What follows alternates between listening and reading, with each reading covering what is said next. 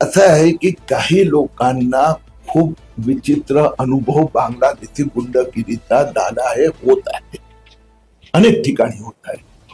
आणि त्यामुळे त्या समाजाचे किंवा काही समाजातले प्रतिनिधी चिंता व्यक्त करत असून, आता तुम्ही मला नाशिकची माहिती आहे, पण मी मुंबईचा 100% सांगू शकतो. स्टेशनच्या आसपास ते फेरीवाल्याचे सगळे पीज पैकी 80% पीज बांगलादेशी मुस्लिम माफिया आणि मुंब्रा माफियाने कॅप्चर केलेले आहे. आणि अनेक अशा छेडछाड दुर्घटना व्हायला लागतात.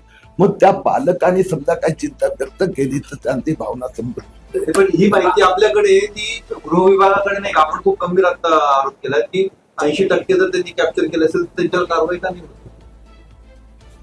आपण 1 पॉइंट प्रोग्राम आहे का? एक मिनिट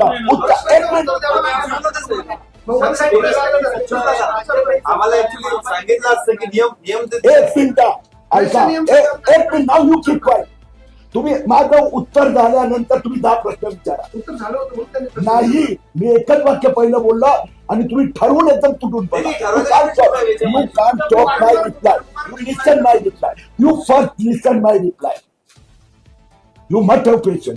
तुम्ही प्रश्न विचारतात ना, प्रश्न विचारता अधिकार आहे मला. मग आम्ही कोणी नाही म्हणतो. एक मिनिट ऐका ना, आपल्याकडे ते नियम सांगितले. एक मिनिट तो तुम्ही आता एक मिनिट तुम्हाला उत्तर माझं ऐकावं लागणार. ऐकून घ्या. उत्तर देतोय मी. 1 पॉइंट प्रोग्राम आहे का काही लोकांचा? अरे मी उत्तर देतो. एक मिनिट वन पॉइंट ए भाऊ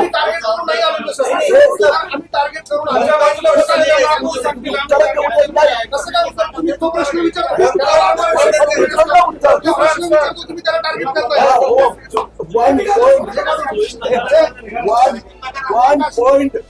वन पॉइंट प्रोग्राम काही लोकांचा आहे की देवेंद्र फडणवीस सरकार. तुम्ही मला मी उत्तर देतोय ना, ऐका ना. 1 पॉइंट प्रोग्राम काही लोकांचा आहे. मग त्यात देवेंद्र फडणवीस सरकारच्या काळात बांगलादेशी जास्त आले, त्यांच्यावर कारवाई होत नाही असं काही राजकीय नेते सातत्याने आरोप करतात. माझं उत्तर ऐकून घ्या. सातत्याने आरोप करतायत. आम्ही आपल्याला आकडे दिले. मी आपल्याला उत्तर दिलं की देवेंद्र फडणवीस सरकारच्या काळात बांगलादेशीच्या विरोधात नरेंद्र मोदी सरकारच्या काळात जास्त कारवाई व्हायला लागते.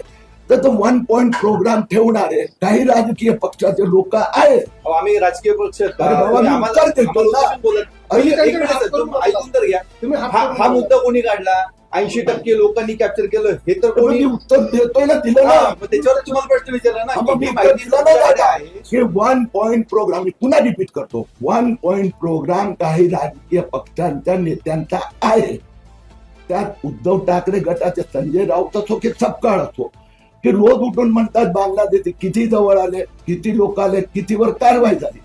तर मी उत्तर दिला की मोदी सरकार आणि फडणवीस सरकारच्या काळात ही आक्रमकता सुरू झाली म्हणून काही राजकीय पक्षांची वोट बँक डिस्टर्ब झाली आहे. जसं मालेगावचं उत्तर की बाबा बांगलादेशी किती आहे, मी उत्तर दिलं त्या लोकांना पत्रकारांद्वारा की बाबा यातनं भारतीय तर एक पण नाही आहे, एकाकडे भारताचं जन्म प्रमाणपत्र नाही आहे आणि म्हणून ही मोहीम आणखीन आम्ही आक्रमक करणार. पण ठरवून दुसऱ्याच वाक्यामध्ये 4 पत्रकारांनी तुटून पडलं.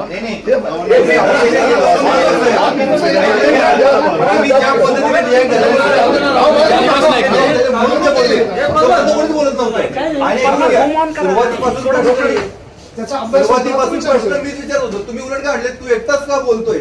बरोबर की नाही? मालेगाव कव्हर केलंय. तुम्ही मला काय त्यावेळेस कोणी बोलत होतं का? कोणीच बोलत नव्हतं. तुम्ही मला प्रश्न विचारू देत नाही, इतर बोलायला लागले, चिंताही बोलत नाही, असं नाही ना होतं. नाही, आता तुम्ही बोलणं झालं ना. नाही एक मिनिट. आता आपण प्रथा पाडूया ना. तुझं बोलणं झालं की मला बोलायलाच पाहिजे. आम्ही प्रश्न विचारलो त्याला तुम्ही उत्तर द्यायलाच पाहिजे. एक मिनिट. नाही, आता तर सांगतोय बोलणं लागलो. कोणताही पत्रकार परिषद एखाद्या पत्राला 1, 2, 3 नंतर दुसरीकडे वळावंच लागतं. ऐकून घ्या. ते पत्रकार परिषद घेण्यासाठी जबाबदारी. Okay, point number 1. दुसरी गोष्ट, तुम्ही ज्या पद्धतीने प्रश्न विचारता, तुमचा जो टोन असतो, आम्ही त्याच्याबद्दल तर काही बोलत नाही, थांबत नाही. पण तुमचा प्रश्न झाल्यानंतर हे आम्हाला तो रोजचा अनुभव आहे ना. काही ठिकाणी काही पत्रकार बोलूच देत नाही. मी पहिलं वाक्य उच्चारलं, इट इज युअर ड्युटी. माझा प्रश्नाचं उत्तर पूर्ण झालं. तुम्ही परत विचारा ना जोरात, ऑब्जेक्शन घ्या, भाषेला ऑब्जेक्शन घ्या, शब्दाला घ्या. पण ही सिस्टम डेव्हलप झालेली आहे की तुम्ही बोलायचं तर धार असते, आवेश होतो, ओके ना, नो इश्यू, मी ऑब्जेक्शन घेत नाही. पण मी त्या आवेशात उत्तर द्यायला गेलो, माझ्या डोळ्यापुढे तो आहे, तू पहिलंच वाक्य बोललं की अर्धा अर्थ जातो.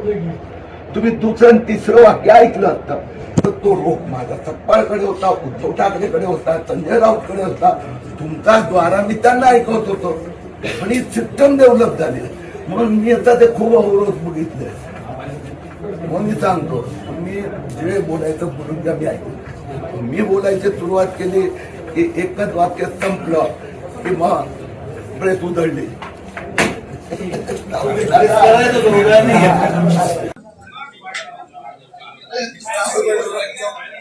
अरे तो कागद कुठे गेला? तुम्ही फोटो काढून पाठवून दिला.